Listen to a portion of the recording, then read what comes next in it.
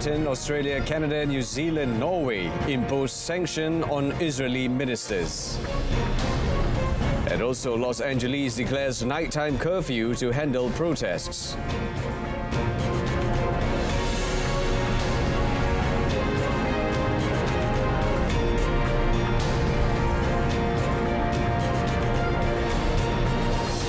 Good afternoon and Salam Malaysia Madani. I'm Brendan Lepal. The Israeli army on Tuesday morning launched a raid on the West Bank city of Nablus. According to the Palestinian state news agency Wafa, several were wounded during the raid, while Palestinian Ministry of Health said 2 Palestinians were killed in an alleyway in the old city. The Israeli army said that the army and border police forces began what they claimed as a counter-terrorism operation in Kasbah in Nablus. They further added that over 250 structures have been searched, 6 wanted individuals were apprehended and weapons were located and confiscated. The Israeli army claimed that during the raid, individuals attempted to steal the weapon of one of the soldiers who were operating in the area. As a result, several bullets were fired, moderately injuring 1 soldier and lightly injuring 3 additional soldiers. The soldiers responded with fire toward the individuals and killed both of them. Britain, Australia, Canada, New Zealand and Norway joined forces on Tuesday to sanction 2 Israeli ministers for repeated incitements of violence against Palestinians, upping their condemnation of Israel's actions around the war in Gaza. Britain's Foreign Ministry said in a statement Finance Minister Bezalel Smotrich and National Security Minister Itamar Ben-Gvir will be banned from entering the UK and will have any assets in the country frozen. The announcement came in rare joint action as the Israeli government faces growing international criticism over its conduct of the conflict with Hamas. A UK government official said, on condition of anonymity, that Canada and Australia had also imposed sanctions, while Norway and New Zealand had implemented travel bans only. Mr. Smotrich said, there is no such thing as a Palestinian nation. Mr. Ben-Gvir has spoken of his rights in the West Bank, a territory his government is occupying, as being more important than the rights of millions of Palestinians. Their own words condemn them, Mr. Speaker. To defend those Palestinians' rights, to protect the two-state solution, to see Israelis and Palestinians living side by side in safety and security, this government is taking action. And in other news, activist Greta Thunberg returned home to Sweden late Tuesday after being deported from Israel, after its security forces intercepted a boat carrying her and 11 other activists attempting to deliver humanitarian aid to Gaza. 4 others, including Thunberg, were deported and banned from Israel for 100 years. The 22-year-old was greeted by around 30 cheering supporters waving Palestinian flags amid a large media presence at Stockholm's Arlanda airport after landing just after 10:30 p.m. local time. Earlier Tuesday, during a stopover in Paris, Thunberg accused Israel of kidnapping her and the other activists. She expressed worry of the silence regarding the ongoing genocide and accused Israel of carrying out a systematic genocide, as well as a systematic starvation of over 2 million people in Gaza. Several rights groups, including Amnesty International, have accused Israel of genocide against the Palestinians in Gaza, but Israel vehemently rejects the term.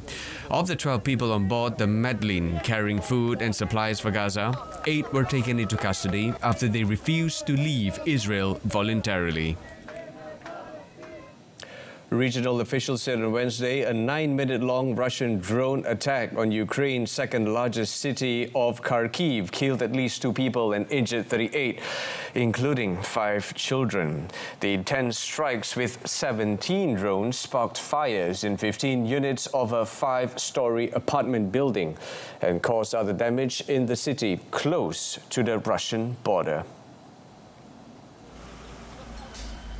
Footage provided by local emergency services showed firefighters battling blazes at damaged buildings, emergency rescuers helping to carry people out of damaged buildings administering care, and firefighters battling blazes in the dark.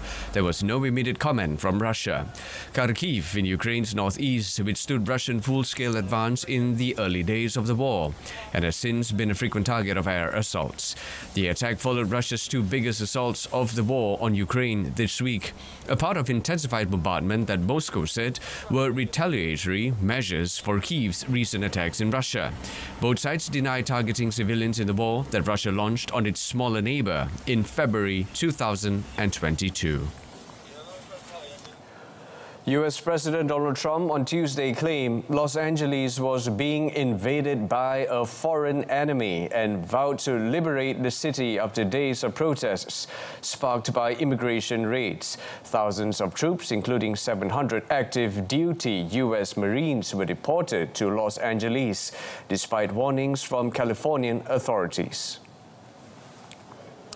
In a hardline speech at one of the country's biggest army bases, Trump described protesters as animals and got troops to boo the names of California Governor Gavin Newsom and former President Joe Biden. Newsom has called Trump's actions dictatorial. Trump said he will not allow federal agents to be attacked, refused to let an American city to be invaded and conquered by a foreign enemy. Under the Trump administration, this anarchy will not stand. We will not allow federal agents to be attacked, and we will not allow an American city to be invaded and conquered by a foreign enemy. And that's what they are. He claimed the riots in California to be a full-blown assault on peace, on public order and national sovereignty, carried out by rioters bearing foreign flags with the aim of continuing a foreign invasion of the country. Trump linked the protesters to what he called uncontrolled migration and said that Europe, which his administration has repeatedly berated on the subject, must act too. Meanwhile, a nighttime curfew was declared in Los Angeles on Tuesday as local officials sought to get a handle on the protests. Looting and vandalism has scarred the heart of America's second biggest city, as largely peaceful protests over immigration arrests turn ugly after dark. LA Mayor Karen Bass said 2.5 square kilometers of the city's more than 500 square mile area will be off limits between 8 p.m. and 6 a.m. for everyone apart from residents, journalists and emergency services. So my message to you is, if you do not live or work in downtown LA, avoid the area. Law enforcement will arrest individuals who break the curfew, and you will be prosecuted. Small-scale and largely peaceful protests marred by eye-catching acts of violence began Friday in Los Angeles as anger swelled over ramped-up arrests by immigration authorities. At their largest, a few thousand people have taken to the streets, but smaller mobs have used the cover of darkness to set fires, daub graffiti and smash windows. Overnight, Monday, 23 businesses were looted, police said, adding that more than 500 people had been arrested over recent days. Protests have also sprung up in cities around the country, including New York, Atlanta, Chicago, and San Francisco. A 15-year-old boy accused of trying to assassinate a Colombian presidential candidate pled not guilty on Tuesday. The teen was formally charged with the attempted homicide of 39-year-old conservative candidate Miguel Uribe, who was shot twice in the head on Saturday and is fighting for his life in hospital. The alleged gunman tried to flee, but Uribe's bodyguards shot him in the leg and apprehended him. He was taken from the hospital to the prosecutor's office bunker in Bogota. Authorities said a judge imposed a preventive detention measure on the teenager in a specialized center for minors. The boy was also charged with carrying a firearm. Uribe was addressing supporters in western Bogota when a youth rushed toward him, firing at least 8 shots. He was hit twice in the head and once in the leg. The alleged gunman was apprehended by security guards and a Glock 9mm pistol was recovered. Police believe the teen was a sicario or hitman working for money. As a minor, he faces 8 years in detention if found guilty.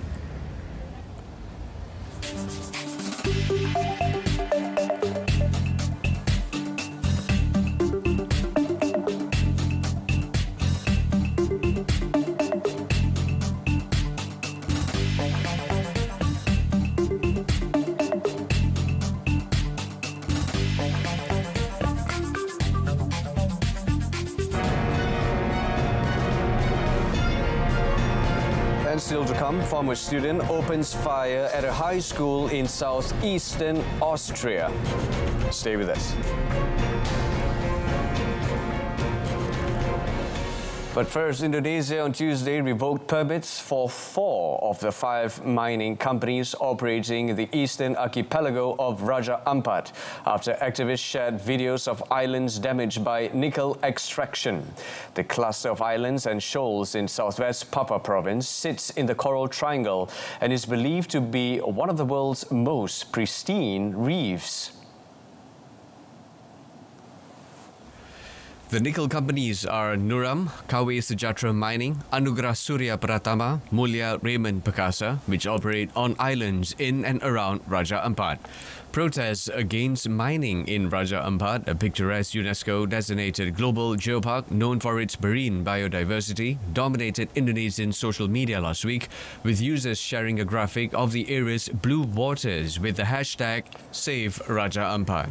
The controversy flared up last week when Greenpeace activists staged a small demonstration at a mineral conference in Jakarta, specifically citing mining activity around Raja Ampat.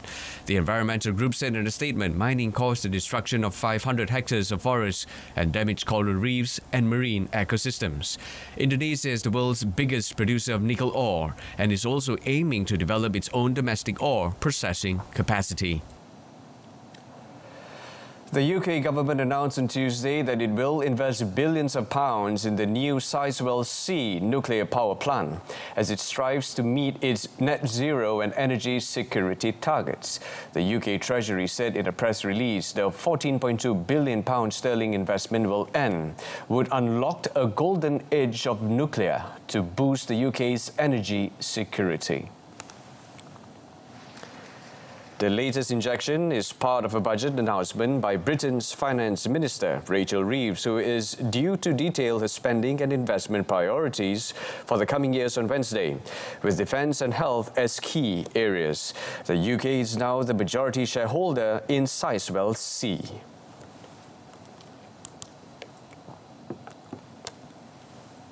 Today is a really important day because we made a huge decision on Sizewell about the future of nuclear in our country. Huge investment of money, £14 billion, 10,000 jobs, 10 years worth of project, and also the work on the small modular reactor as well, with the contract going to Rolls-Royce. The plant, which comprises 2 EPR nuclear reactors, each with 1.6 gigawatts capacity, could cost a whopping total of 20 to 30 billion pounds to build. The sum could be even higher, according to some estimates which are disputed by the government and its partner French energy giant EDF. However, the plant is not expected to start generating electricity until 2035. Pakistan announced on Tuesday a 20% hike in defence spending in this year's federal budget, a month after a conflict with India that saw the worst violence in decades. Finance Minister Muhammad Aurangzeb presented a $62 billion budget to Parliament on Tuesday evening, allocating 14% to the military, rising from $7.5 billion to $9 billion this coming fiscal year. It comes after Pakistan's government announced on Friday that it was in discussions to acquire 40 new Chinese fighter jets and new air defense systems. The budget will be voted on by Parliament later this month, but the government's safe majority means only minor changes are expected. Pakistan को अपनी सालमियत के हिफाजत के लिए मुनासिब defence system चाहिए जो update और आज के मुताबिक हो, ताकि हम अपने वतन की सरहदों का दिफा कर सकें। लिहाजा जो भी ज़रूरी है ना पाकिस्तान के डिफेंस के लिए वो बजट में ज़रूर आना चाहिए। This government believes that its necessary step after the 4-day conflict between Pakistan and India that caused more than 70 people were killed in May before a ceasefire was announced.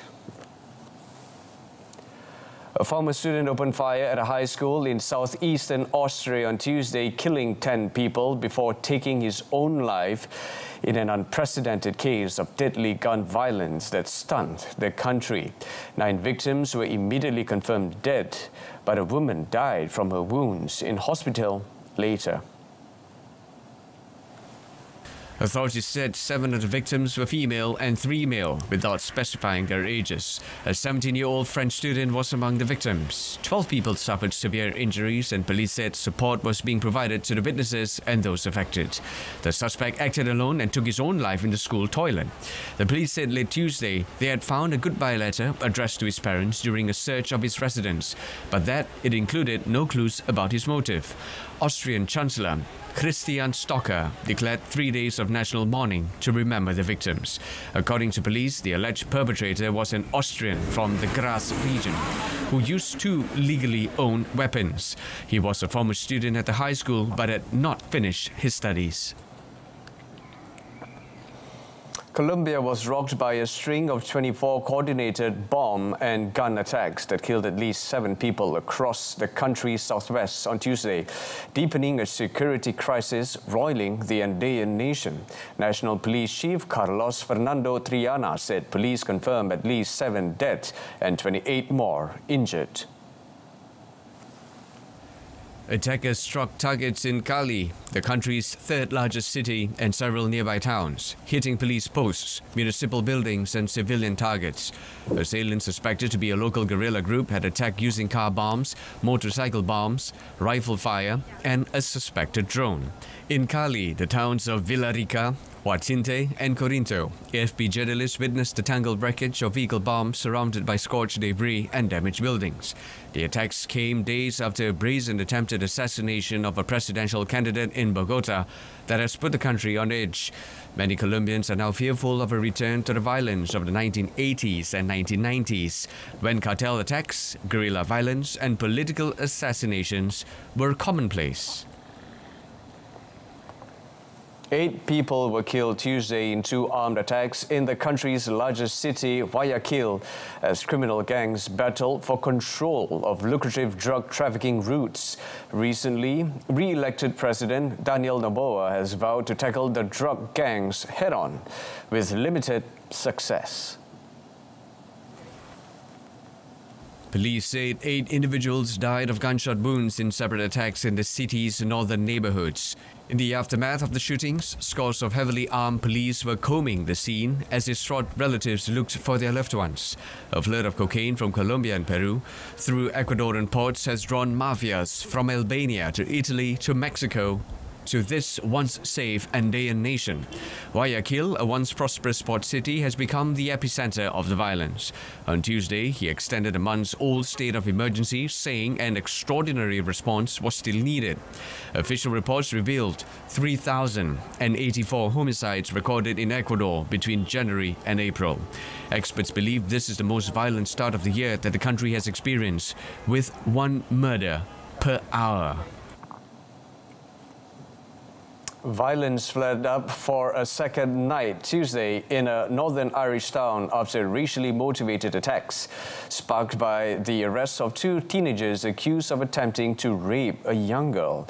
Hundreds of protesters, many of them masked, took to the streets of Ballymena, throwing petrol bombs, bottles and masonry as police responded with water cannon.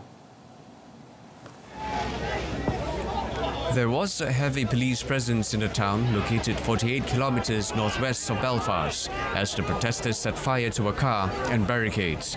The local media reported that protesters were also blocking roads in Belfast. According to Assistant Chief Constable Ryan Henderson, the violence was clearly racially motivated and targeted the minority ethnic community and police. He added petrol bombs, fireworks and bricks thrown by rioters, injuring 15 officers, including some who required hospital treatment. 4 houses were damaged by fire and windows and doors of homes and businesses smashed. The unrest first erupted on Monday night after a vigil in a neighborhood where an alleged series of sexual assault happened on Saturday. Tensions in the town, which has a large migrant population, remain high throughout the day on Tuesday, as residents describe the scenes as, quote, terrifying.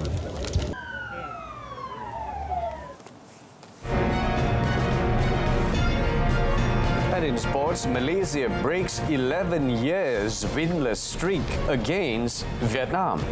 Stay tuned.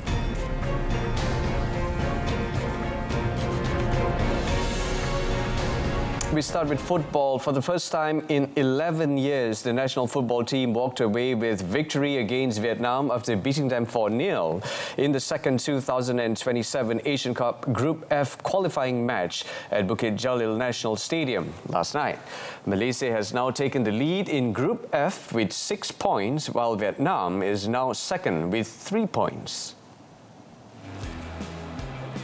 It was an even match between Malaysia and Vietnam in the first half, although it was Harimau Malaya who started more aggressively, testing Vietnam's defence. It was not until the second half that Malaysia managed to break Vietnam's defence through Joao Figueiredo's goal in the 49th minute. 10 minutes later, fellow Heritage player Rodrigo Holgado kept the momentum up and scored another goal for Malaysia from inside the penalty box. Malaysia continued to press their opponents and were rewarded with a 67th-minute goal by Corbin Ong. Dion Cools put a seal to the victory for Malaysia with the fourth goal of the night with a header in the 88th minute. Malaysia will travel to Laos on 9 October for their third Group F match.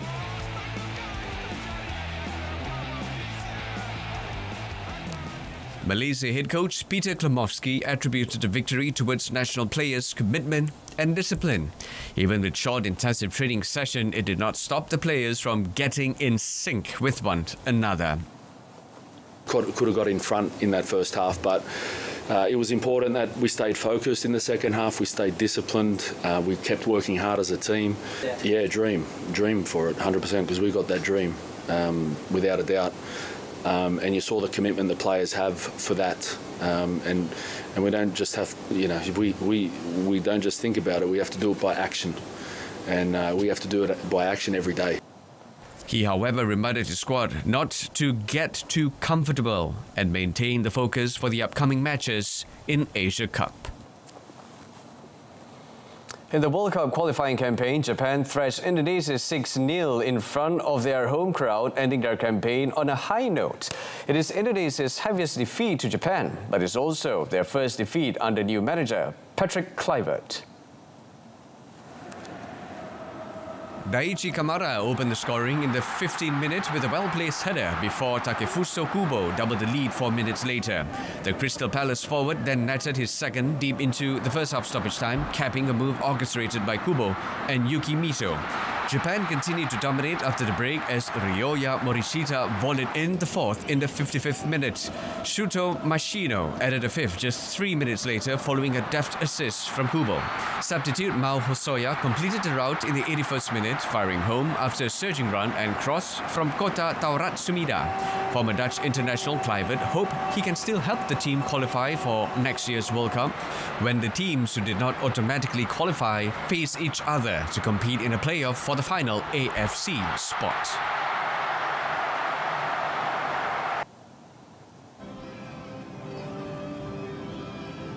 Elsewhere, Australia sealed qualification for the World Cup on Tuesday when Tony Popovic's side secured a 2-1 win over Saudi Arabia in Jeddah. The Socceroos had to avoid a 5-goal defeat to confirm their appearance at the 6 consecutive finals. Abdul Rahman Al Obud had given the home side a glimmer of hope when he netted from close range in the 19th minute. However, Australia's Connor Metcalfe equalised with 3 minutes left in the half to extinguish Saudi dreams. Mitch Duke then put the visitors in front in the 48th minute when he glanced Martin Boyd's free kick past Nawaf Al-Akidi. The win confirms the Australians as second-place finisher in Group C behind Japan, who already secured their spot at the finals in March. Saudi Arabia took third place in Group C and will feature in the fourth phase of qualifiers in October, alongside Indonesia, Qatar, the United Arab Emirates, Iraq and Oman. Moving on to tennis, Emma Raducanu claimed a comfortable straight sets win over Spain's Cristina Buxa and was one of 3 Britons to reach the second round of the WTA 500 tournament at Queen's Club on Tuesday. Buxa had won their only previous meeting in the first round of this year's Singapore Open, but this time the Spaniard was no match for the 22-year-old wildcard, and Raducanu strolled to a 6-1, 6-2 win.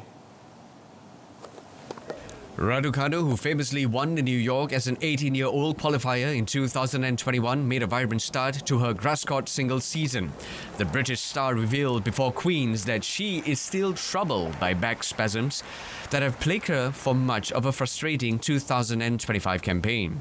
But Raducanu looked in fine fettle as she brushed aside Buxa to the delight of the British fans in the Andy Murray Arena.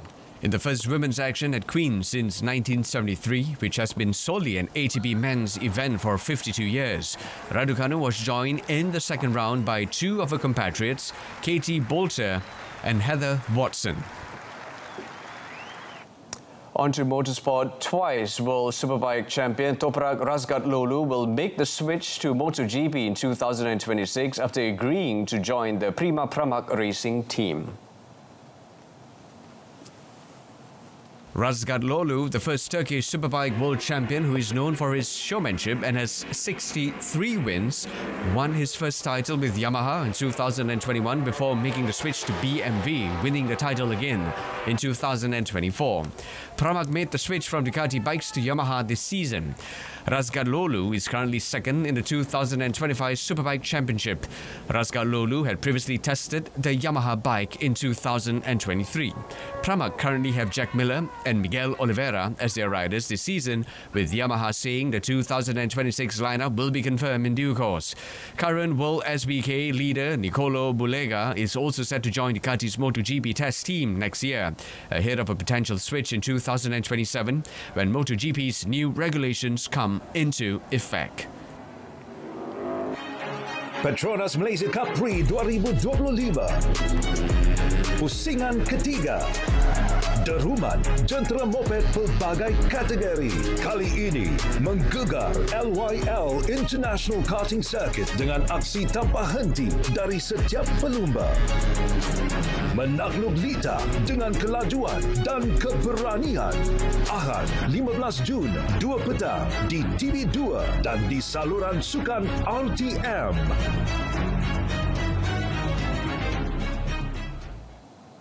That's it on World Today. In our top story, Britain, Australia, Canada, New Zealand, Norway impose sanction on two Israeli ministers.